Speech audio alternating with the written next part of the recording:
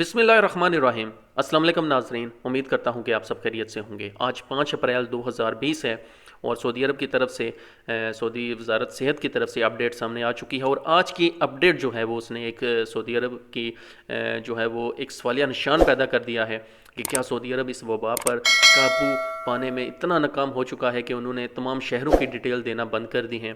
जब से ये वबा सऊदी अरब में आई है, पहला ऐसा दिन है कि जब तमाम शहरों की डिटेल नहीं दी गई। पहले तो ये था कि एक शहर में जो है वो एक मरीज़ भी रजिस्टर्ड हो तो उसकी डिटेल सऊदी वज़ारत से जो है वो हमें ऑनलाइन या अपने जो ऑफिशियल जो है वो अनाउंसमेंट वो कर देते थे।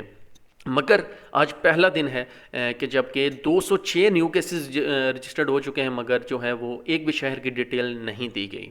इस सारी सूरत हाल में कल मैंने जैसा कि अगर आप मेरा चैनल फॉलो करते हैं तो डेली मैं ये अपडेट देता हूँ। तो कल मैंने अल खफूफ शहर की आपसे बात की थी इस वीडियो में कि एक दिन में अल खफूफ शहर में जो है वो 15 न्यू केसेस कल रजिस्टर्ड हुए थे और टोटल वहाँ पर 45 केसेस रजिस्टर्ड हो चुके हैं। वो मैं बार बार इस शहर पर इसलिए ज़ोर दे रहा हूँ क्योंकि ये बहुत छोटा शहर है और इस शहर में इतने केसेस सामने आना एक बेचैनी पैदा कर रहा है कि ख़तरनाक हद तक जो है वो आगे सूरत हाल जा सकती है।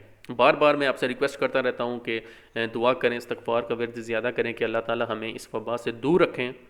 मगर जो अपडेट आ रही हैं वो अच्छी नहीं हैं और बेचैनी पैदा कर रही हैं।